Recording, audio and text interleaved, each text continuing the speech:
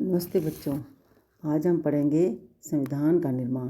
ठीक है, देखो ये मैंने चैप्टर तैयार किया है यूपीएससी के बच्चों के लिए एम लक्ष्मीकांत जी की पुस्तक से। ठीक है, तो संविधान का निर्माण करवाने से पहले मैं आपको ये बताऊंगी कि संविधान किसे कहते हैं, संविधान का अर्थ क्या है, क्योंकि जब तक आपको इसका अर्थ नहीं पता होगा तो आपको क्लियर नहीं होगा।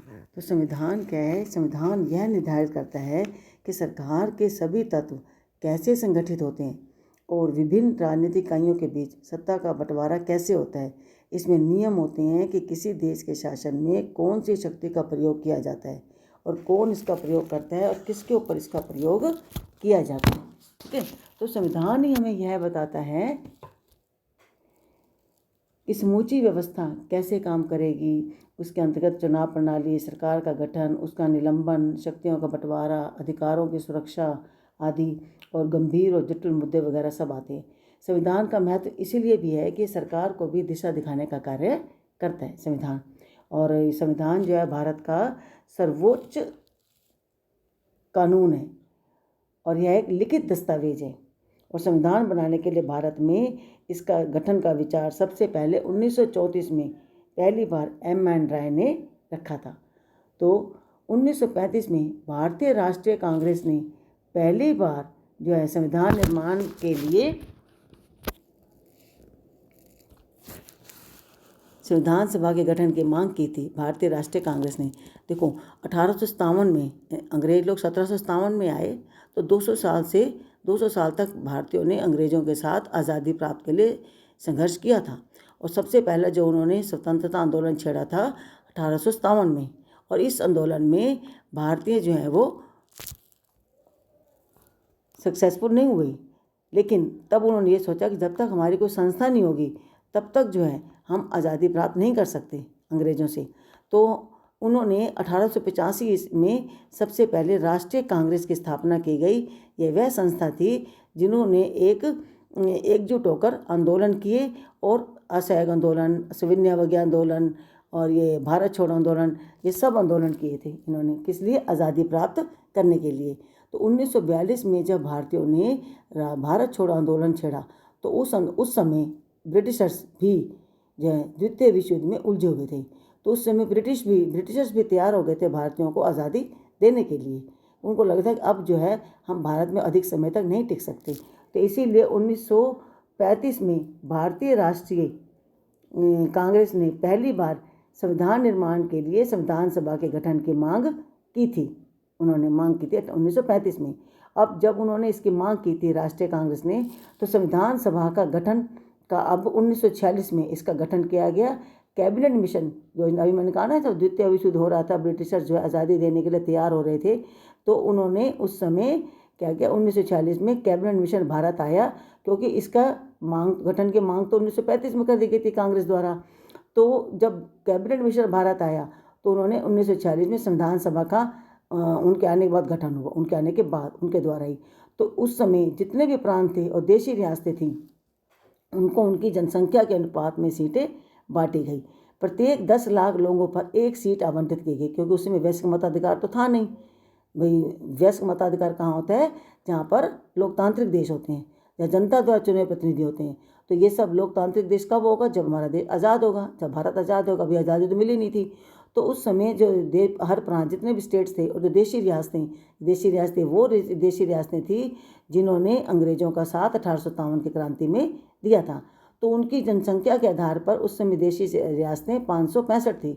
तो इन हर प्रांत और देशी रियासतों को उनकी जनसंख्या के अनुपात में सीटें बांटी गई और प्रत्येक 10 लाख लोगों पर एक सीट आवंटित की गई, जैसे अब होता है। अब तो खैर लोकसभा की, राज्यसभा की संख्या निश्चित हो गई ना कि कितनी सीटें हैं।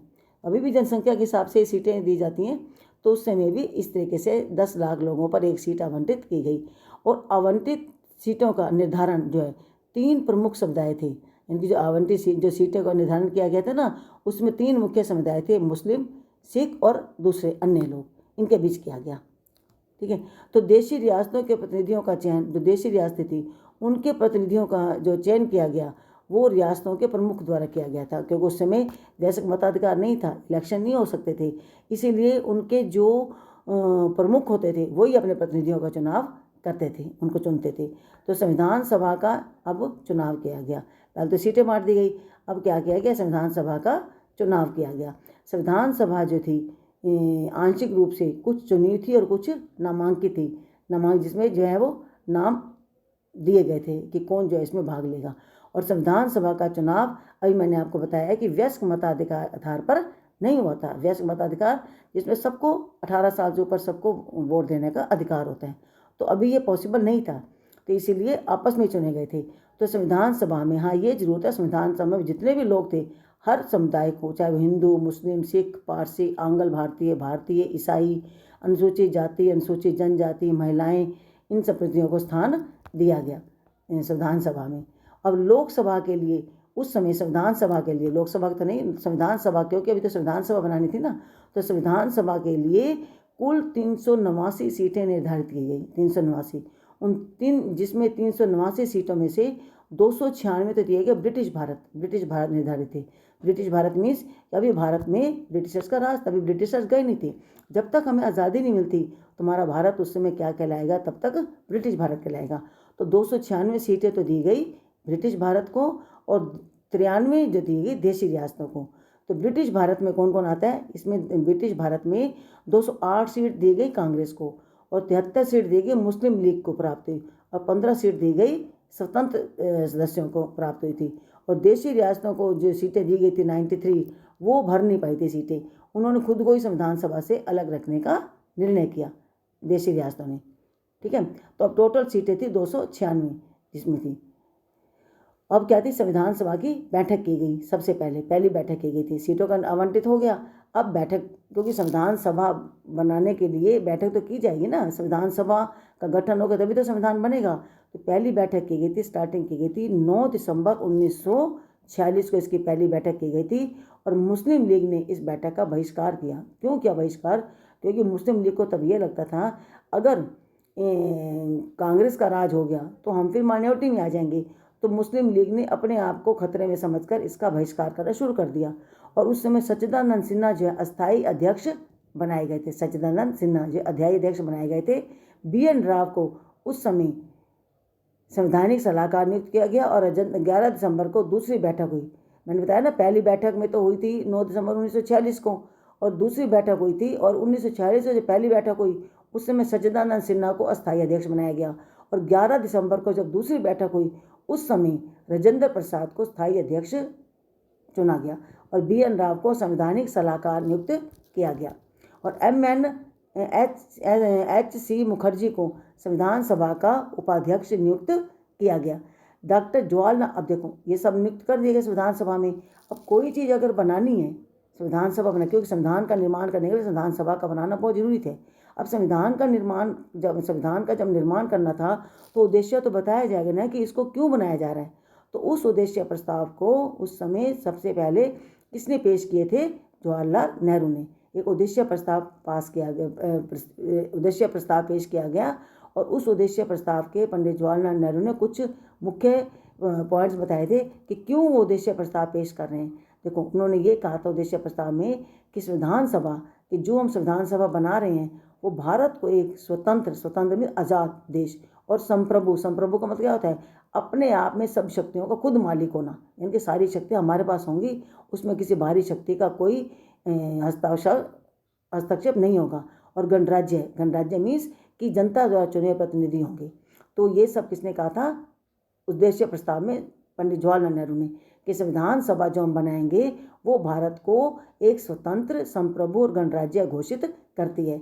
ब्रिटिश भारत के सभी क्षेत्र उस समय इस उद्देश्य प्रस्ताव जब पेश किया गया ना, तो उस समय ये कहा गया कि ब्रिटिश भारत के सभी क्षेत्र जितने भी हैं, भारतीय राज्यों में शामिल सभी क्षेत्र और भारत के बाहर के ऐसे क्षेत्र जो भारत में शामिल होना चाहेंगे वो सब भारतीय क्षेत्र होंगे सब।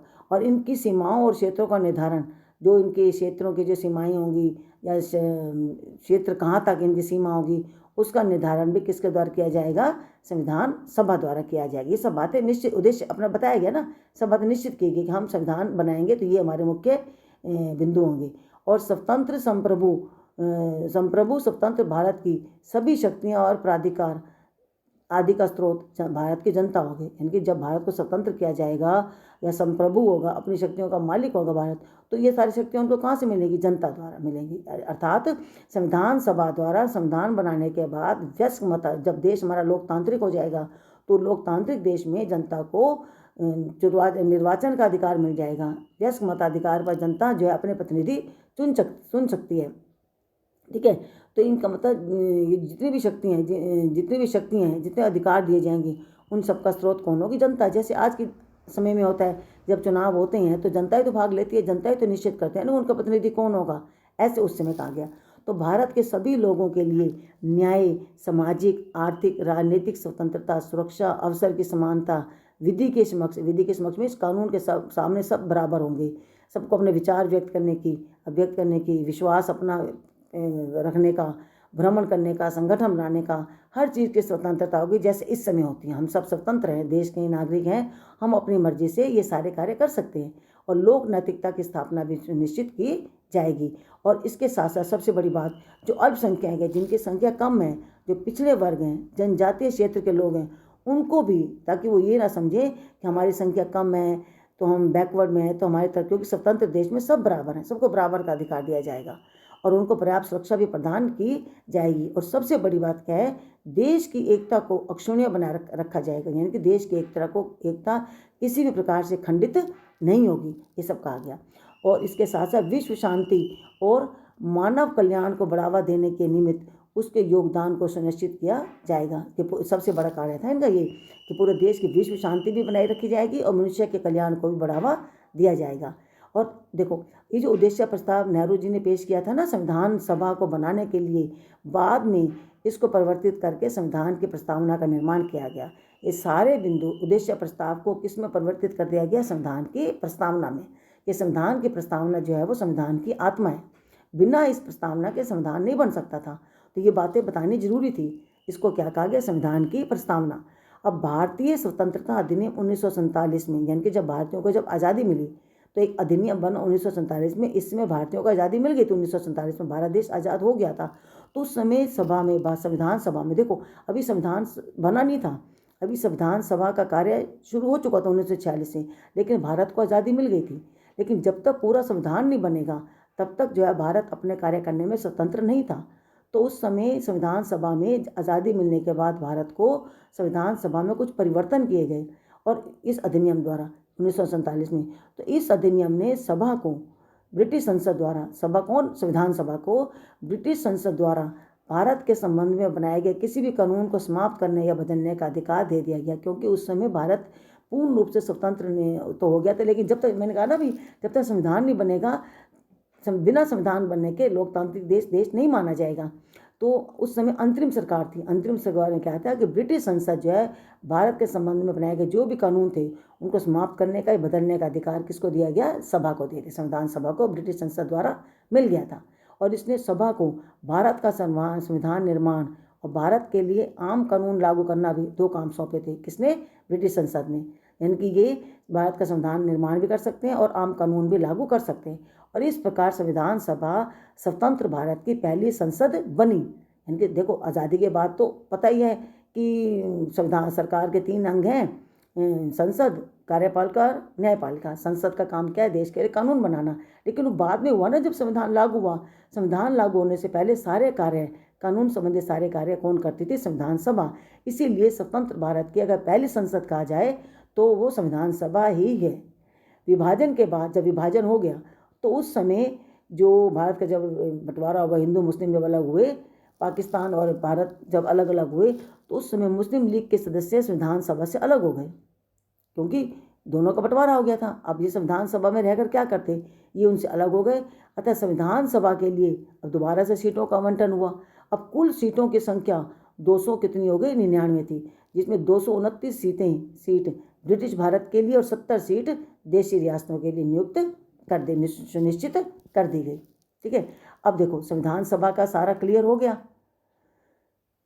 1947 में आज़ादी मिल गई। अब संविधान सभा ने संविधान बनाने का कार्य करना शुरू कर दिया।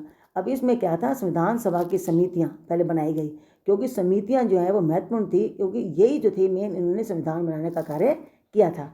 और संघीय इसमें कौन कौन समितियाँ बनाई गई? संघीय संविधान समिति, इनके अध्यक्ष थे पंडित जवाहरलाल नेहरू। प्रांतीय संविधान समिति, इनके अध्यक्ष थे सरदार पटेल। प्रारूप समिति, इनके अध्यक्ष थे डॉक्टर BR अम्बेडकर। प्रारूप समिति जो कि पूरा ड्राफ्टिंग वगैरह करते हैं, ड्राफ्ट तैयार किया था BR अम्बेडकर ने। संचालन समिति, कैसे संविधान का संचालन किया जाएगा, कैसे कार्य किया जाएगा, ये थे, इनके अध्यक्ष थे डॉक्टर राजेंद्र प्रसाद, जो कि बाद में देश के प्रथम राष्ट्रपति भी बने। और संघ शक्ति समिति, पूरे देश को चलाने के लिए एक समिति चलाई गई, उनके अध्यक्ष थे जवाहरलाल नेहरू। और मौलिक अधिकार, लोगों के जो मौलिक अधिकार हैं और अल्पसंख्यक संबंधी जो परामर्श समिति है, उनके अध्यक्ष थे सरदार वल्लभ भाई पटेल, जिनका बहुत बड़ा योग था देश को एकता के सूत्र में बांधने का, वल्लभ भाई पटेल को। तो इन मौलिक अधिकार अल्पसंख्यक संबंधी परामर्श समिति में मौलिक अधिकार उप समिति बनाई गई, इनके अध्यक्ष थे JP कृपलानी।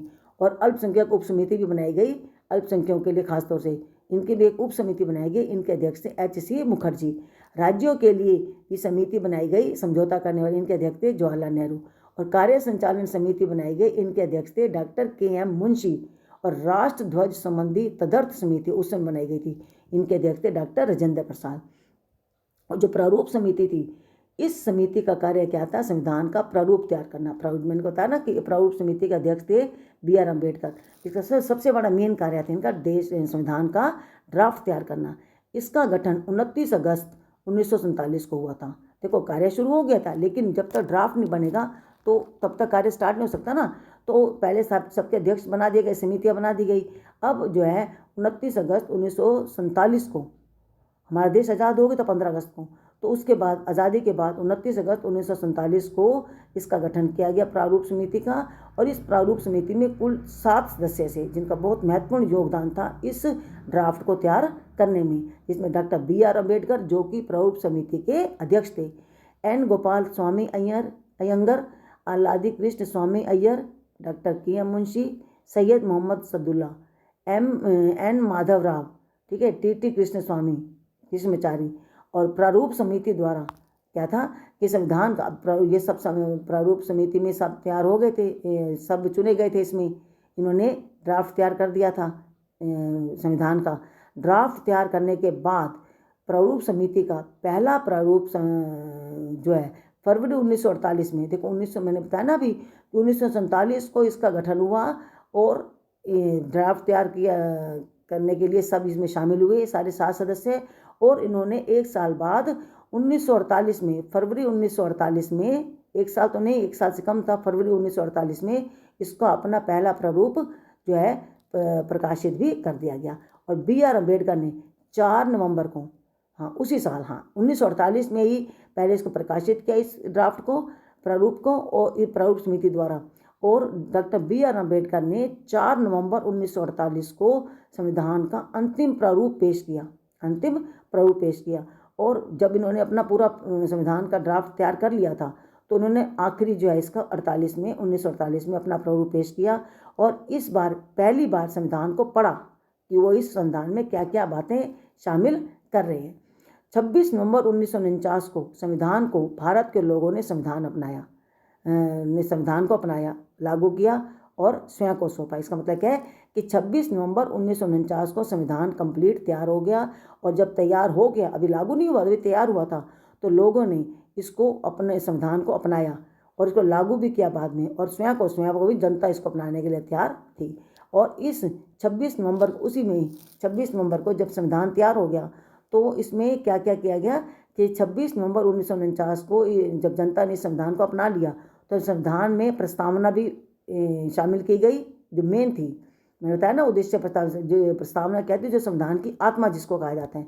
संविधान की प्रस्तावना 395 अनुच्छेद और 8 अनुसूचियाँ थी। और प्रस्तावना को पूरे संविधान को लागू करने के बारे में लागू किया गया।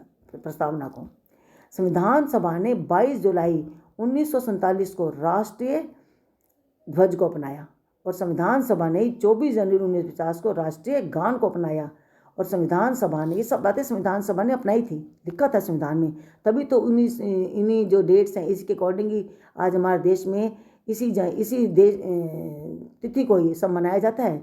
24 जनवरी 1950 को राष्ट्रीय गीत को अपनाया गया, क्योंकि संविधान में हमारा संविधान लिखित है, अलिखित नहीं है। जो बातें संविधान में लिखी गई हैं वही देश में अपनाई जाती हैं। इतनी सी बात ऐसी नहीं होती जो अपनी मर्जी से कोई अपनाया जा सके। जब हर बातें संविधान में लिखी हुई हैं, हमारे इसीलिए हमारा देश लिखित संविधान है। संविधान ने 24 जनवरी 1950 को डॉक्टर राजेंद्र प्रसाद को भारत के पहले राष्ट्रपति के रूप में चुना। 24 जनवरी 1950 को, देखो संविधान लागू हुआ था 26 जनवरी को, लेकिन 24 जनवरी को जो कि राजेंद्र प्रसाद जो संविधान के अध्यक्ष थे बनाने में, तो इनको राष्ट्रपति रूप में भी चुन लिया गया। तो इस संविधान को बनने में कितना टाइम लगा? 2 साल 11 महीने और 18 दिन में संविधान सभा की संविधान तैयार हो गया।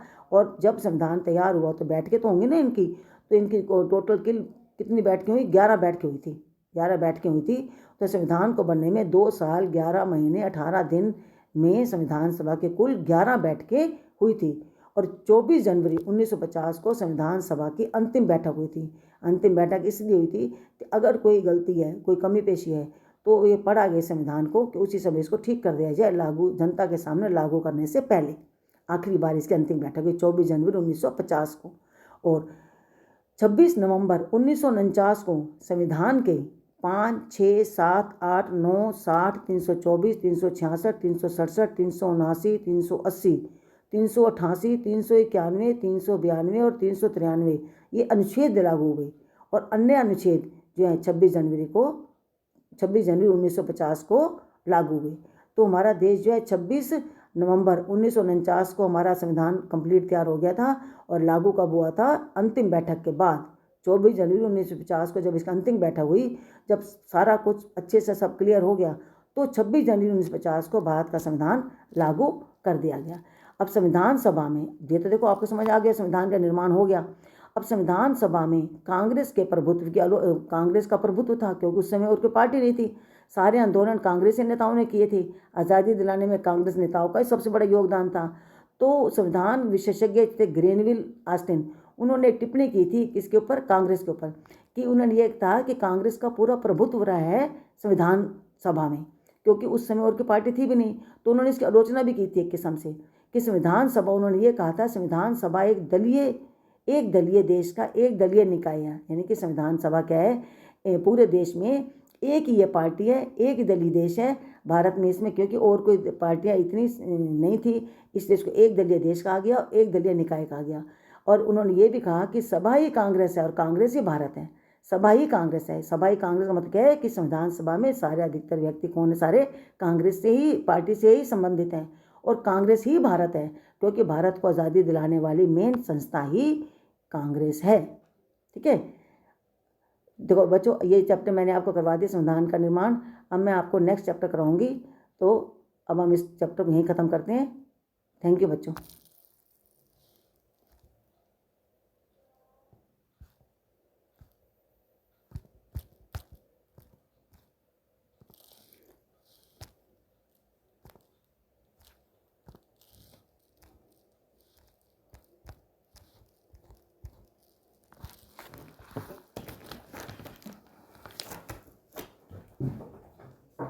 करण आइए जरा, 1 मिनट।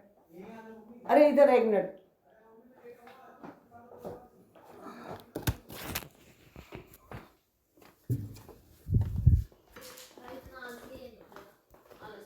अरे मैं कर रही तो उसमें तो वो वाला आया नहीं कि वीडियो खत्म होने वाला। देखिए जरा। हाँ तो वो वीडियो ये देखो ना, अभी चल रही वीडियो। आओ इधर आओ, आपके हाथ से करवाता हूँ। ये मारो इस पे ऑरेंज वाले पे, स्टॉप।